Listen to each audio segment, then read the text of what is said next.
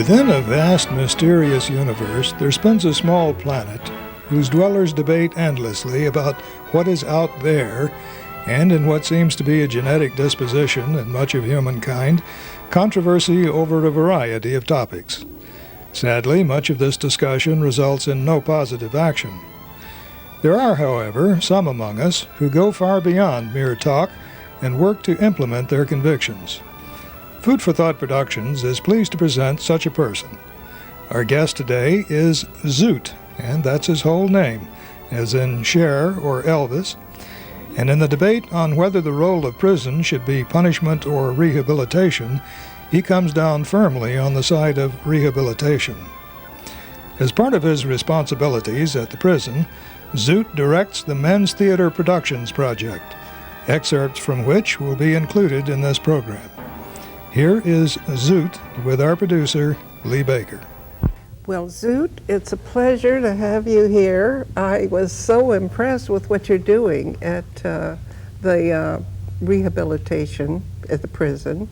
And, you know, this debate about what prison is supposed to be for, is it for punishment or rehabilitation? Now, obviously, you're in favor of rehabilitation. Mm-hmm. What are your arguments? Here's your chance. Well, I think when you're talking about inmates, people see inmates as one thing, and there are really several different types of inmates. Most people, when you think of prisoners, they think of rapists and murderers, which are a very small percentage of the prison population. Ever since the early to mid-'80s, when the war on drugs happened, and the prisons went from 12 prisons in California to 33 prisons, and a population in the criminal justice system over 300,000 in the state alone, about 70 to 80% of those people are in for nonviolent drug crimes. So it's really a product of drug addiction that a lot of people are in prison for nonviolent things. So you can't look at all inmates as rapists and murderers. A lot of inmates are in for other crimes that usually, and even the violent criminals are in for crimes that usually stem from drug addiction or alcohol abuse. Mm-hmm, mm-hmm. And so now you're in a really reparative type of activity using the arts. And now who is eligible to participate in that? Well, it's a first come, first served basis. Anyone in the prison can participate as long as they're free during the times of the class. So if their work hours conflict, then they can't participate. It's open to anyone. Correct. All right, but you were telling me you have certain requirements for staying in. Well, no, the inmates decide themselves. I mean, basically, it's attitude. If they decide that it's something they want, and you know, there's a lot of pressure on them not to do this kind of an activity. So they really have to want it to be involved. And now, where does the pressure come from? From other inmates, especially if they're affiliated. Peers. Yeah. Oh, I see. Especially if they're affiliated with gangs. There's a lot of pressure to kind of stay out of any kind of program that's education oriented or you know, self-help programs. Oh, and so when they come into the project, what kind of material, where does the material come from? Well, it varies by prison, but in my programs, most of the material for the projects that we do are written and produced by the artists and the inmates together collaboratively. Mm-hmm, mm-hmm. And it's from their own life experience. Yeah, yes. Correct. Now, I saw the video of the show that you produced, and we'll show some of those clips later. But I was amazed at the level of some of the performances, and the material was really outstanding. Oh yeah, I think what we do at my prison, and maybe I'm a little biased, but between Deborah's program and my program, I think we do things as good as any professional productions you see at a 99-seat theater in Hollywood. Absolutely, and I see a lot of, I go to theater a lot. And I don't know what I expected when I came down there. I came down and I saw the live production that Deborah produced, and I was just amazed And then I saw the video of your production. It was really beyond what I had expected. Yeah, we do a lot different type of work on the men's side than Deborah does with the women. Right. As we work I in noticed satire. And I that seems to work really well with the men because they're a little bit more careful about getting their feelings out there and you know, and expressing themselves. So satire gives them a good outlet to do that. So they sort of make fun of it, but the Yeah. the real pain is Yeah, and that's also there. indicative of my own work. I like Right. to work in satire. right, right, and it's entertaining for an audience. So they stay with it, and and they hear what's being said because they're being so well entertained. What is the background of your program? Who decides to have something like this in the prison? And Well, every prison in the state of California, which is very forward-thinking for the prison system, in California, every prison has an arts and corrections program, and it's run by an artist facilitator, which is a state job. That's what I do. And now, is that person a professional artist? each Or is that an No. administrative job? It's an administrative job, but it's also teaching in your art form. I And see. each prison hires someone who's a professional in the art form that Their specialty. Yeah, that's their specialty, and then they set up a program generally around their own art form. So if you go to one prison, it might be visual arts, and another prison would be theater, another prison may be writing, or another prison may see. be video. I see, I see. And now, what was your background? What was there about your life that made you wind up in prison, even though you're paid to be there? Well, What attracted you to it? I had kind of a strange growing up. I got burned as a young child and spent about 5 years in the hospital, and which is a kind of imprisonment. And when I got out, I grew up in an inner city neighborhood, and I got into the arts through breakdancing. I did breakdancing for a living, and that led to mime, and that led to theater and other types of dance. And I did that for a living for 12 years before I got into working in prison. I see.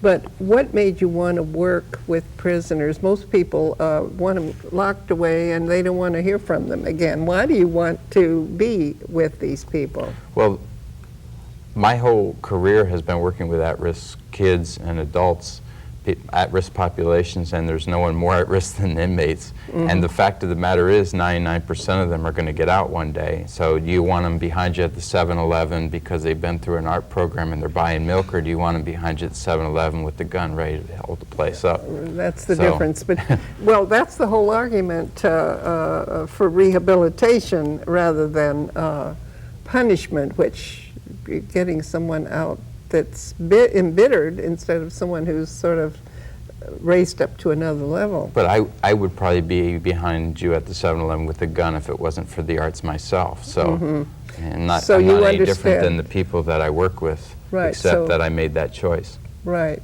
So in other words, you really see the value of it. It's a chance to do something that can change people's lives. Right. That's a high. Absolutely. See, you That's should real be high. our press agent. Oh, You said it so much why better do you than- think we're doing this show?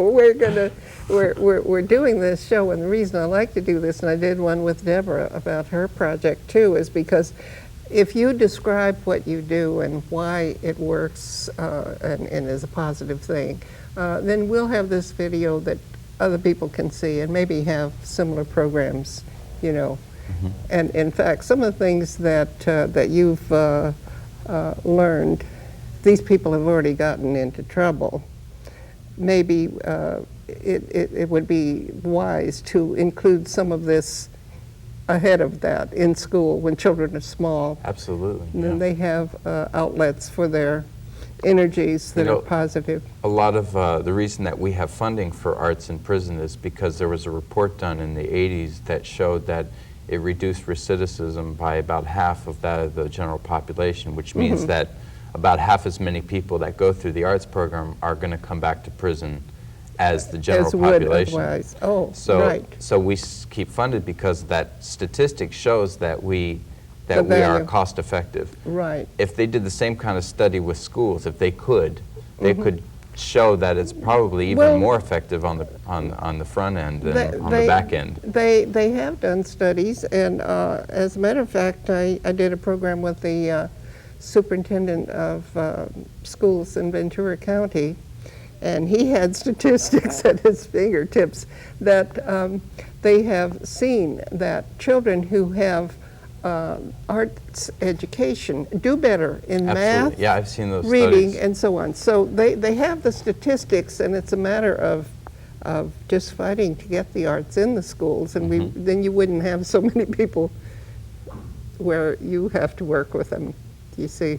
Well, it's kind of a segue here, but the play that we produced, which is called APN, the All Prison Network, All Prison All the Time. Yes. It's basically a parody of prison as a cable TV show. And we did that as a youth deterrent program to bring kids into the prison, see the theater piece about prison, and then ask questions of the inmates after the play as a way of using the arts to show kids why they don't want to come to prison, Right. instead of just preaching at them. And because, you know, if you're 16, you tune off as soon as you hear, you know, you better not come to prison because blah, blah, blah, blah, blah.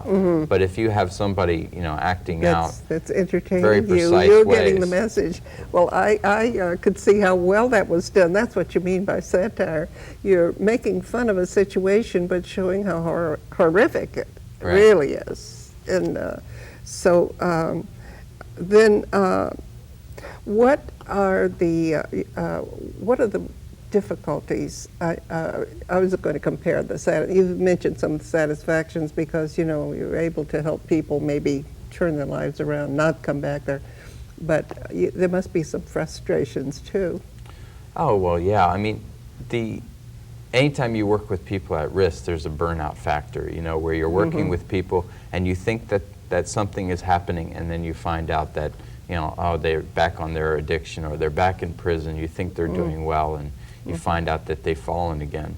But yeah, that's part of the job, is knowing that not everyone is going to succeed because you were there, and you're not. So you work on percentages. Yeah, I mean, basically, If you do, you know, succeed with some, then, you know, that's what you've got to be satisfied if with. you go into any job and you think that you're the hero who's going to save these poor people, then all you're doing is looking down on them, and you're not really helping them.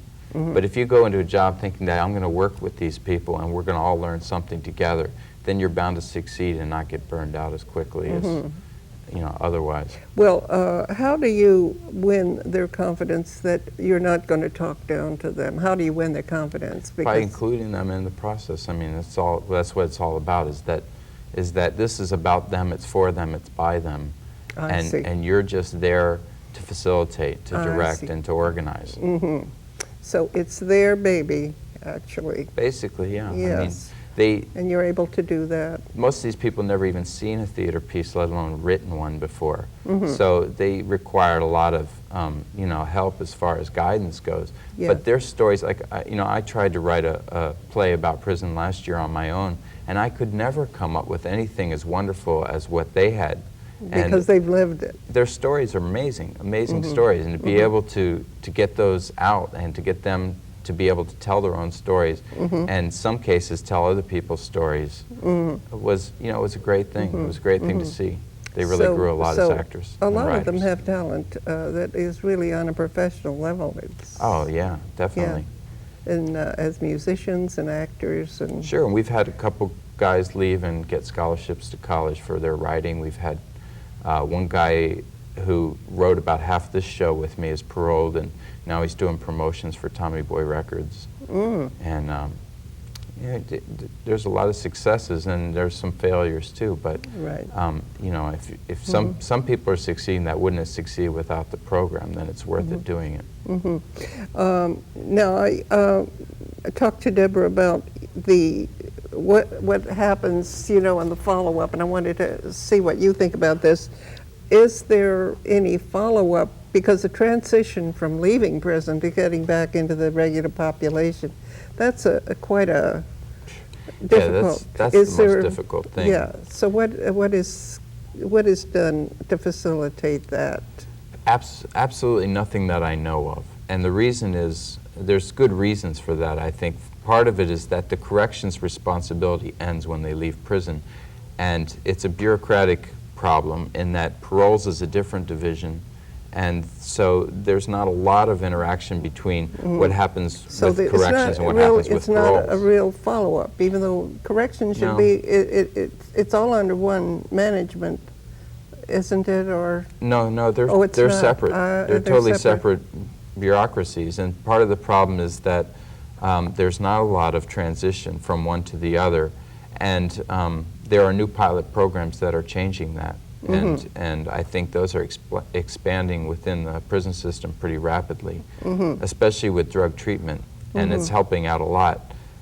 But another part of the problem also is that when you have people working with you in prison, they're there. They can either show up or they can sit in their dorm or their cell and do nothing. So it's very easy to get people to participate in prison. Once they leave and they're out on parole, they have to find a job, they have to make touch with their family again, they have to go to court and get their kids back in a lot of cases. There's a million things that they have to do that are survival, life and death, and the last thing that they have time for in their life is something that they see as something frivolous, you know, when you're talking about eating and sleeping and paying rent. Right, so that's very real. Yeah. Yes. You know, I appreciated you bringing some clips from the production that you did, and I would like to show a few of those. And there was one that the rap number I thought was absolutely professional. And who was that, and what was? It was called "How Much Do You Care," and it's a song co-written by two guys. Their street name is Jersey and Creole. I'm not going to give their real names because I don't have permission from them to do that. But they're both in prison for a while. So if any producers see this tape, they'll have to wait about 4 years before they can sign them to a deal. But they've been down for a while and they know what they're talking about. What the lyrics are really well written, very creative, and true to the fact. Right. So we'll watch that one. A little bit of that.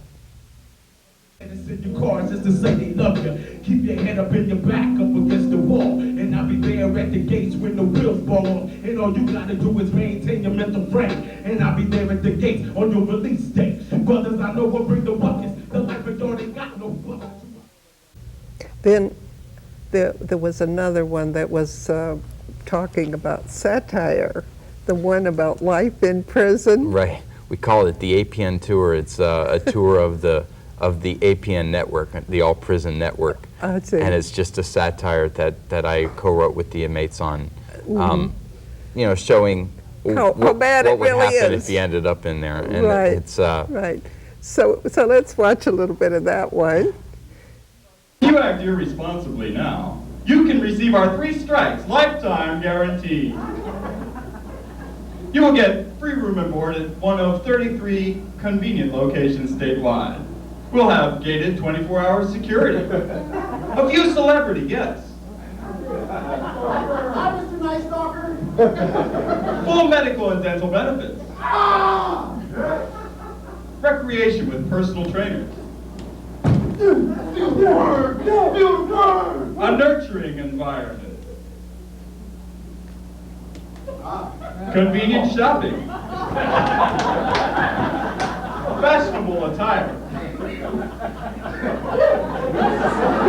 And career opportunities with job security. I just got a raise to 12 cents an hour.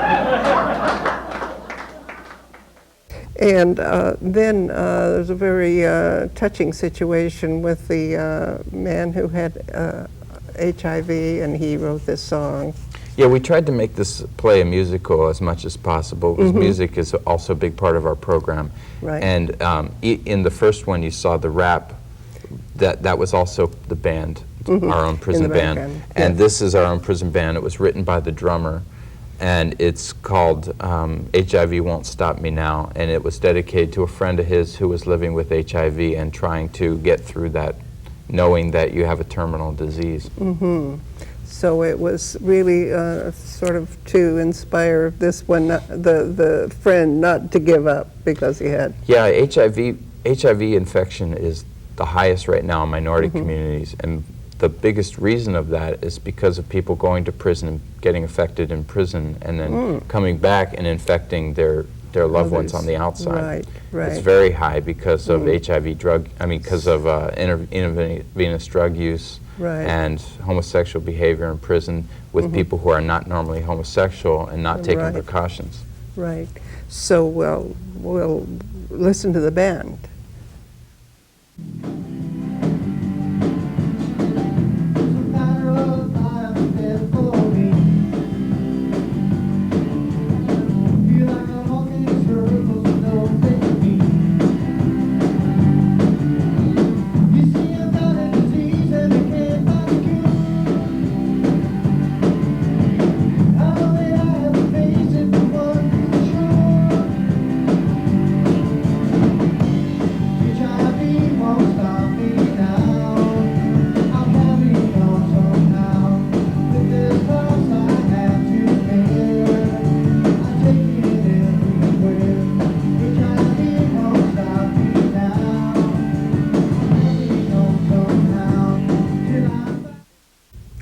Now, this one with Wacky Bill, he is a real comic. Who is this? Wacky Bill was written by Duck, who worked for me and co-wrote about half this play, and is now the one I told you is out doing well and working with Tommy Boy Productions.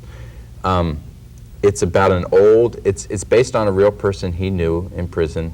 It's about an old gangbanger who is all shot up, all tore up, has to wear a catheter bag because he can't even pee anymore without the help of this bag. He's been shot so many times. And he's trying to convince some young guy in his neighborhood that he should join the gang. And How in the great process, gang life is. Yeah, in the process, he's really giving a good case why you shouldn't join the gang. So this was a great example of using satire, using humor to make some strong statements. You had a lot of young people in the audience, and they had to be affected. The prison's full of people who are in their 30s that are all tore up from gang life, and there's a lot more people in the cemetery who didn't make it that far. So let's take a look at Wacky Bill and see where you wind up if you join these gangs.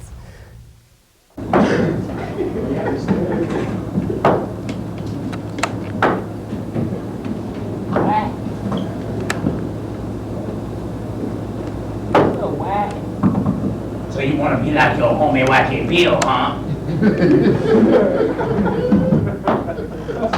Yeah. Well, that's straight. You know, I remember it like it was yesterday. I got jumped in right here on this very spot. Yeah. In fact, it was that same week that all them college Jews was coming out to look at me. Because I was supposed to be the next month's idol. Yeah. There KB, Bristow, Tripstick, Madball, and Bebop. Man, they beat the crap out of me. So now, the show ended with a very talented mime. How did they talk you into that? I thought that was a great finish. Well, I had done a performance of this piece for the inmates during the course of our classes. I see. And when it came down to talking about what we were going to do after They had to have a flash finish. Yeah, we were going to talk about what to do after the play. They brought it up, and I said, "Well, are you sure you want me to perform in this, in this play? It's your play." And they said, "No, you got to do it." And I said, "Well, okay, twist my arm." So I did it.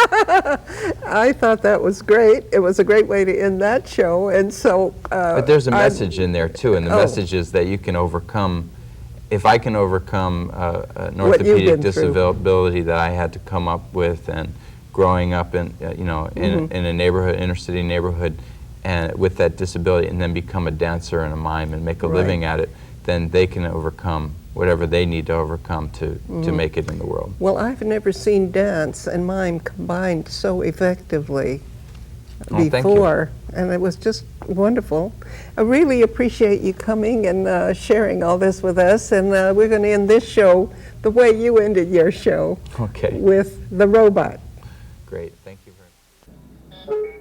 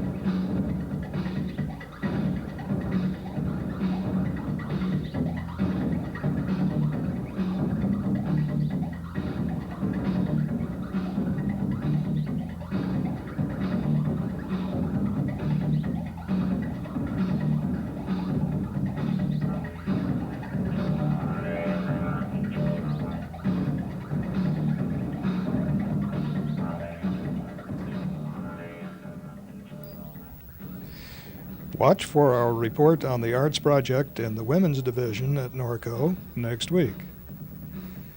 Zoot wishes to express his appreciation to the people who made possible the arts projects in prison and this program.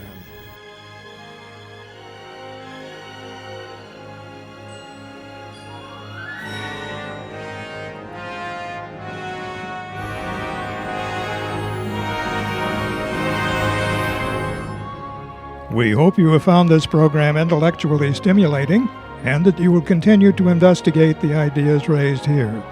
To connect with other like-minded individuals, please contact any of the dozens of free thought organizations, such as the American Humanist Association, American Atheists, the Center for Inquiry, and Atheists United.